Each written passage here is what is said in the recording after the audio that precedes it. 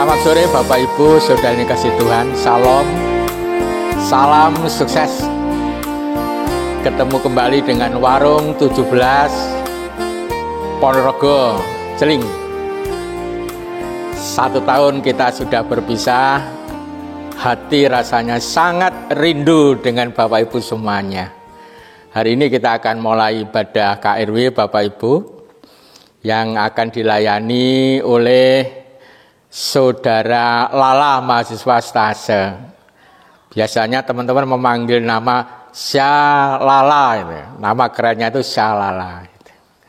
Satu hal pengumuman Bapak Ibu, besok Rebo depan kita akan bersama-sama ibadah KRW di gereja jam 5 sore. Mari kita bersama memuji dan memuliakan nama Tuhan. Hari ini mari Bapak Ibu bersama-sama kita menikmati kopi hitam. Ini sangat panas, nanti saja saya minum. Kita mengikuti ibadah terlebih dahulu yang akan dipimpin oleh Saudara Syalala. Selamat malam Bapak Ibu dan Saudara sekalian. Kita berjumpa lagi dalam ibadah KRW GKJW Jemaat Ponorogo Rabu 13 Januari 2021. Marilah kita mengucapkan syukur karena kita diberi kesempatan untuk bersekutu meskipun dalam jaringan, kiranya tidak mengurangi rasa sukacita kita untuk mengikuti ibadah hari ini. Mari kita masuk dalam ibadah KRW GKJW Jemaat Ponorogo. Saya mengundang Bapak, Ibu, dan Saudara untuk mengungkapkan rasa bahagianya karena berkat Tuhan selalu menyertai dan turun atas kita setiap saat, yang membuat kita mekar seperti bunga. Mari kita memujikan Kidung Jemaat nomor 3, bait yang pertama dan yang kedua, kami puji dengan riang.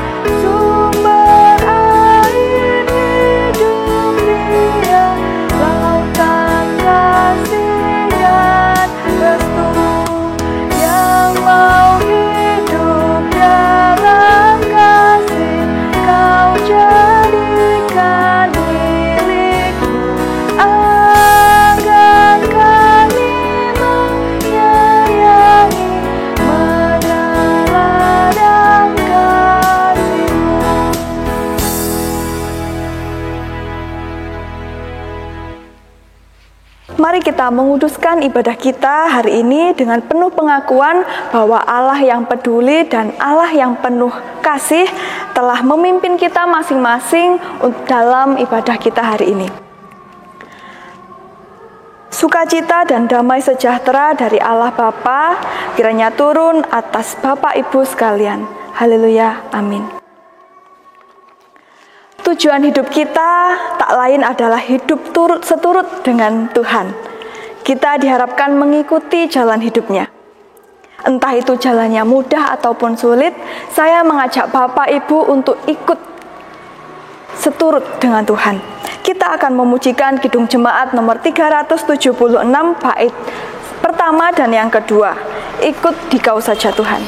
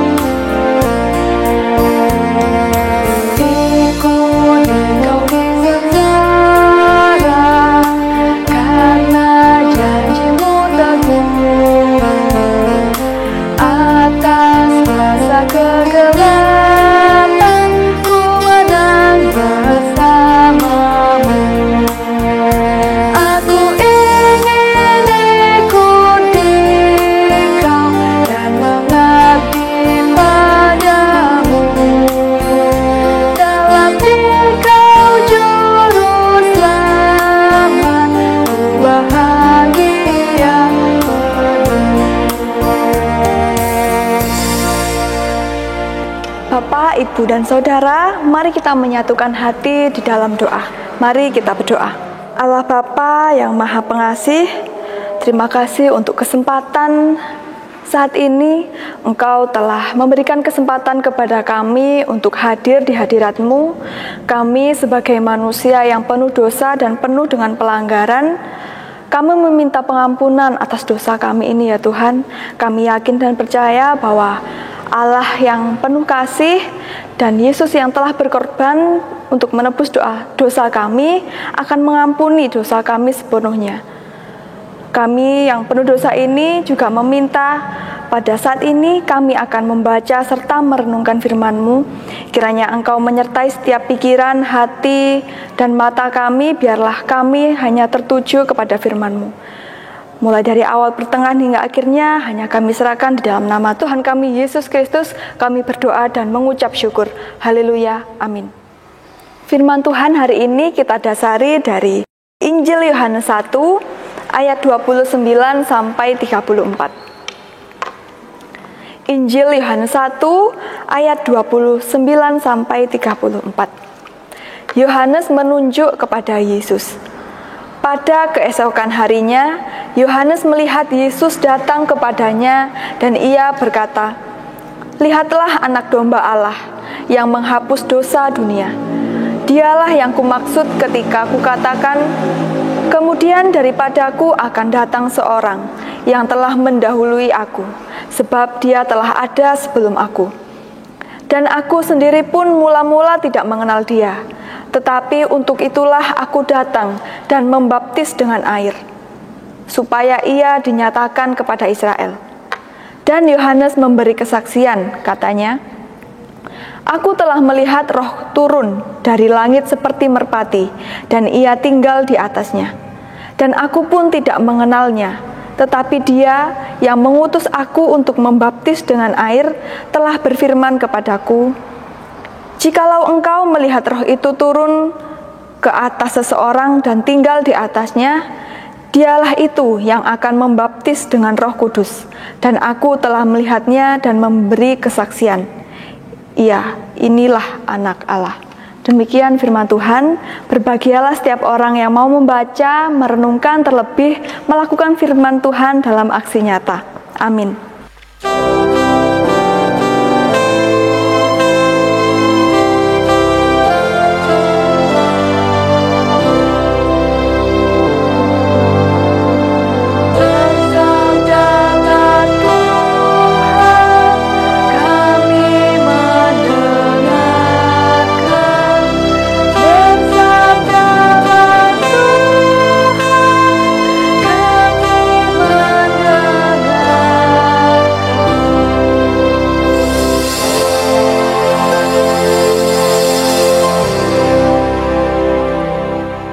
Bapak, Ibu, dan Saudara, Indonesia tengah berduka. Akhir-akhir ini kita tengah berduka atas jatuhnya pesawat Sriwijaya Air SJ182 jurusan Jakarta Pontianak pada hari Sabtu tanggal 9 kemarin. Pesawat ini dilaporkan hilang pada pukul 14.40 waktu Indonesia Barat yang membawa 62 orang, yaitu yang terdiri dari 50 penumpang dan 12 kru. Hingga saat ini pencarian puing-puing pesawat dan korban masih terus dilakukan oleh kapal Basarnas, TNI, Angkatan Laut, dan beberapa warga sekitar. Tetapi ketika kita berbicara mengenai insiden ini, seringkali kita tidak memberikan perhatian kepada para relawan yang tengah membantu mencari korban jiwa. Mereka sebenarnya mempertaruhkan nyawa mereka di tengah lautan yang luas. Mereka berani mengorbankan diri mereka demi kemanusiaan. Jika saat ini kita meluangkan waktu untuk mendoakan para korban, marilah kita juga mengambil waktu untuk mendoakan para relawan dalam usaha mereka di tengah lautan. Berbicara mengenai pengorbanan, Injil Yohanes menjadi salah satu Injil yang juga menyoroti perihal pengorbanan. Bahkan lebih banyak dibandingkan ketiga Injil lainnya. Seperti dalam Injil Yohanes dalam Bacaan kita hari ini Injil Yohanes 1 ayat 29 sampai 34. Injil Yohanes menjadi satu-satunya Injil yang menyebut Yesus Kristus sebagai anak domba Allah, yaitu pada pasal 1 ayat 29 dan pasal 1 ayat 36. Bahkan sebutan anak domba Allah ini menjadi gelar Yesus dalam tradisi kekristenan. Namun mengapa harus domba? Kenapa bukan kambing, lembu, burung dara, atau hewan lainnya? Kenapa harus domba? Mari saat ini kita bersama-sama mencari tahu. Banyak penafsir menghubungkan kata domba ini dengan beberapa narasi dalam Perjanjian Lama, di mana bangsa Israel lebih mengenal binatang domba sebagai korban persembahan untuk Allah. Misalnya dalam kisah Kain dan Habil yang sering kita dengar. Habel mempersembahkan lemak dari domba sulung miliknya. Dan juga narasi Abraham dalam Kejadian 15 ayat 9, di mana Abraham mendapatkan perintah dari Allah untuk mengambil domba berusia 3 tahun untuk dijadikan korban persembahan. Namun bukan berarti domba ini domba yang sembarangan dan tanpa syarat. Domba yang digunakan untuk korban persembahan ialah domba yang tanpa cacat dan tidak bercela. Baru ia layak untuk dipersembahkan. Jadi ungkapan anak domba yang dicatat Injil Yohanes mempunyai latar belakang sejarah yang bertujuan untuk memperkenalkan Yesus Kristus sebagai domba yang dianugerahkan oleh Allah untuk menebus dosa manusia.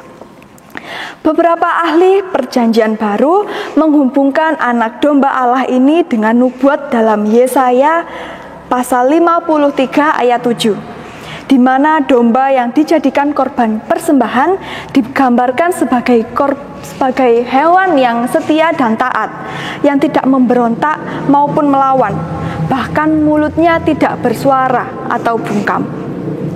Mari kita melihat diri Yesus. Ia tetap taat dan setia ketika ia harus diadili di Mahkamah Agung dan di hadapan Pontius Pilatus. Ia tidak memberontak dan ia juga tidak melawan. Bahkan ketika tangan dan kakinya dipaku dan tubuhnya digantung di kayu salib, ia tetap bungkam. Hal ini sangat berlainan dengan sikap hati manusia yang selalu memberontak terhadap Allah, atau kita kenal dengan dosa. Yesus Kristus telah rela berkorban untuk kita dengan menyerahkan nyawanya untuk menebus kita dari hukuman dosa.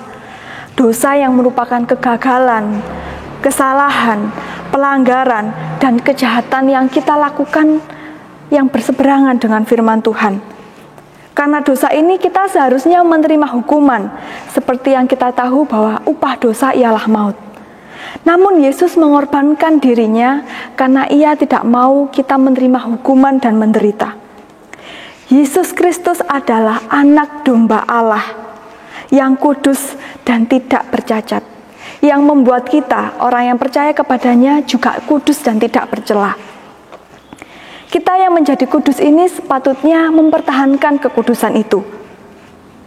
Seperti tema besar yang diberikan Majelis Agung pada bulan penciptaan ini, berkat terindah adalah kembali menjadi milik Allah. Kembali menjadi milik Allah berarti kita harus hidup dengan kekudusan yang seturut dengan nilai hidup Kristus. Salah satunya ialah nilai hidup Kristus yang rela berkorban demi manusia karena kasih-Nya kepada manusia.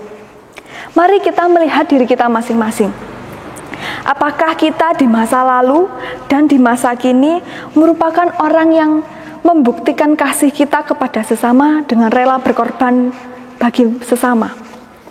Atau ketika kita sudah rela berkorban, apakah hanya untuk orang-orang yang dekat dengan kita, untuk orang-orang di sekitar kita yang kita kasihi atau mengasihi kita?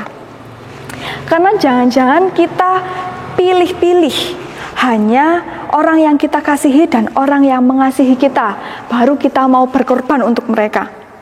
Misalnya ketika Bapak Ibu dulu waktu muda atau saudara-saudari saat ini yang tengah menjalin hubungan pacaran, mungkin Bapak Ibu rela berkorban demi pacar ini karena Bapak Ibu mengasihi Ketika sudah janji jemput di rumah, walaupun panas terik, hujan badai, tetap gas, tetap jemput. Lalu bandingkan dengan Bapak Ibu ketika sedang di jalan dan menemui pedagang atau seorang yang tua yang tengah mendorong gerobaknya mungkin, yang membawa koran ke sana kemari menawarkan koran. Apakah Bapak Ibu pernah berkorban demi mereka? Berkorban waktu misalnya, berkorban tenaga, atau berkorban uang. Mari kita bersama-sama melihat dalam diri kita, apakah kita masih sering pilih-pilih untuk membantu orang? Apakah kita sering menutup mata atas pergumulan orang lain karena kita tidak dekat dengan dia, karena kita tidak mengasihi dia? Apakah kita seringkali mengorbankan uang sebanyak-banyaknya demi makan enak dan mewah dengan keluarga kita, teman kita, atau keluarga yang lain, daripada kita mengorbankan uang tadi untuk memberikan kepada orang yang lebih membutuhkan, mungkin tetangga kita yang mungkin seharian belum makan.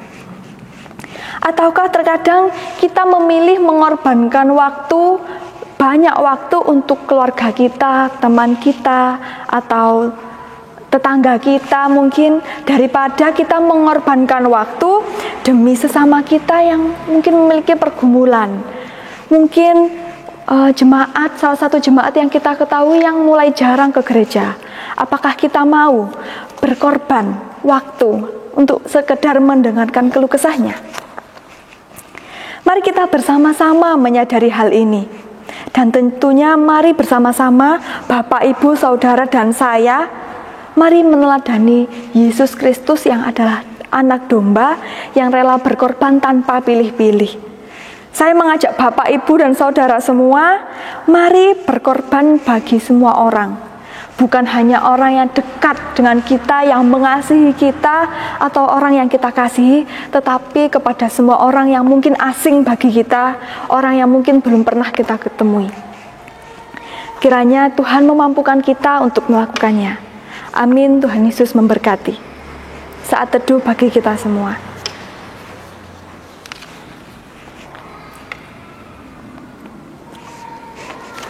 Kita akan mengumpulkan persembahan sebagai ungkapan syukur kita atas berkat yang melimpah dari Tuhan dengan kita memujikan Kidung Jemaat nomor 337 bait 1 dan 2, betapa kita tidak bersyukur.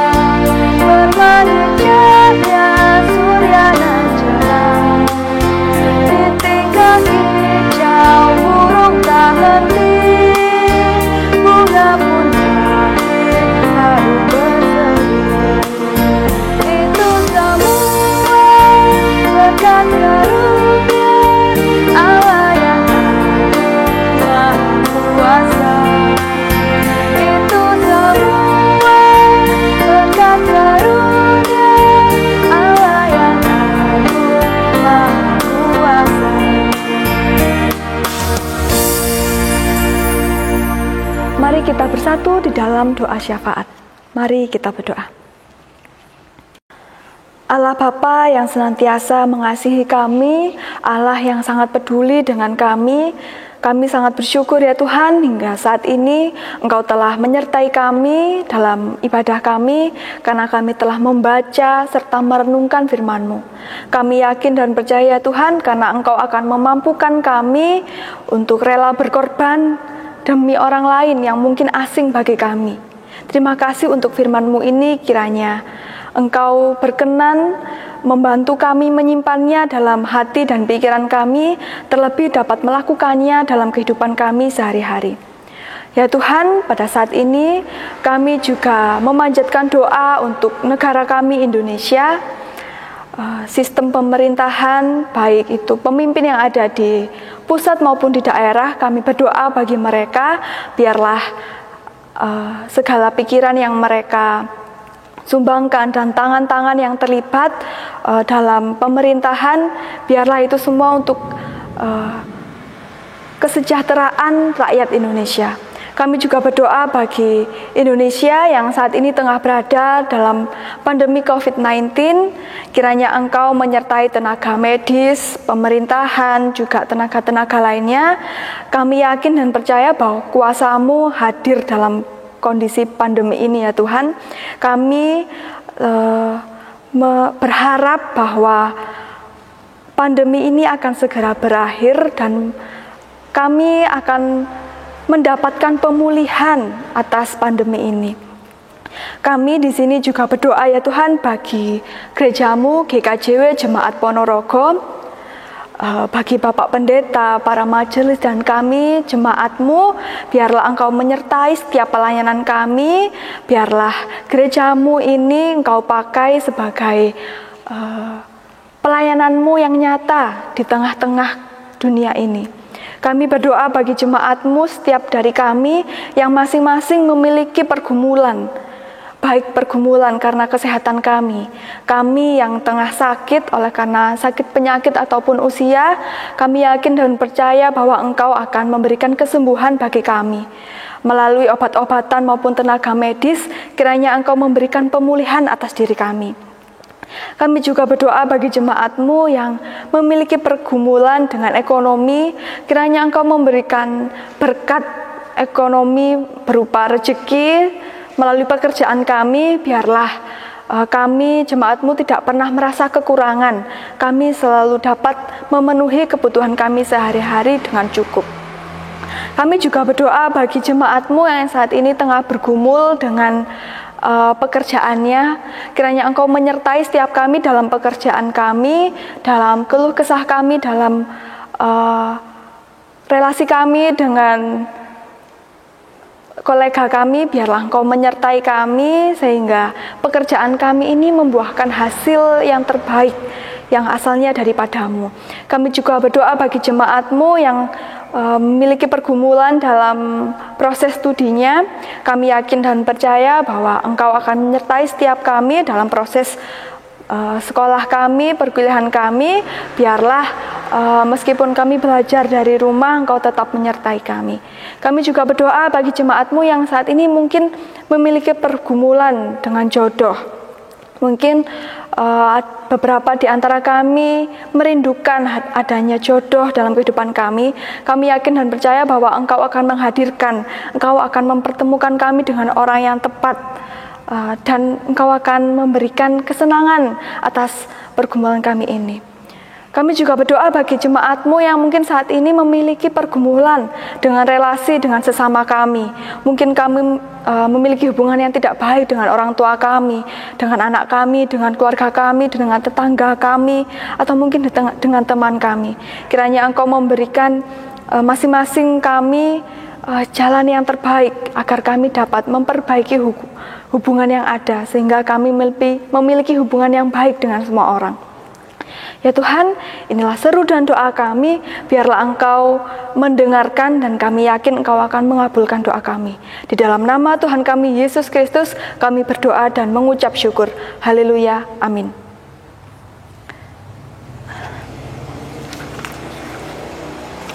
Setelah kita mendengarkan firman tadi, Bapak Ibu kalau ditanya selanjutnya akan melakukan apa? Kita akan memujikan Kidung Jemaat nomor 432, bait yang pertama. Jika padaku ditanyakan, kiranya setiap lirik dalam lagu ini dapat memberikan pesan kepada Bapak Ibu.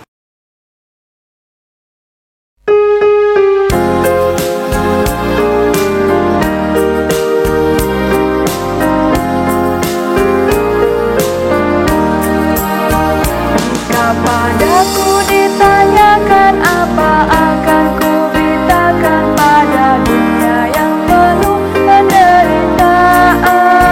Kan ku sampaikan kabar daripada orang-orang miskin, pembebasan bagi orang yang ditawan.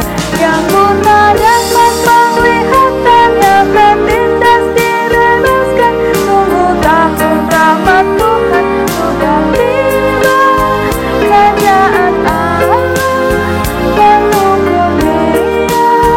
Itu berita bagi isi dunia.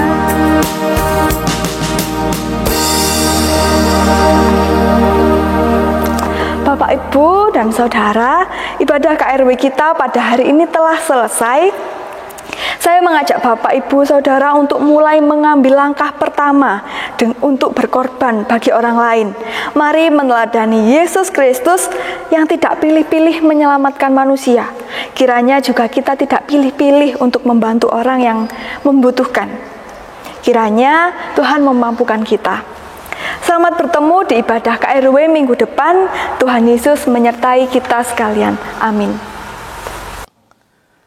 Salam Bapak Ibu, dos pundi, firman yang telah kita dengar kiranya dapat menjadi kekuatan menyemangati kita untuk terus sukses di tahun 21.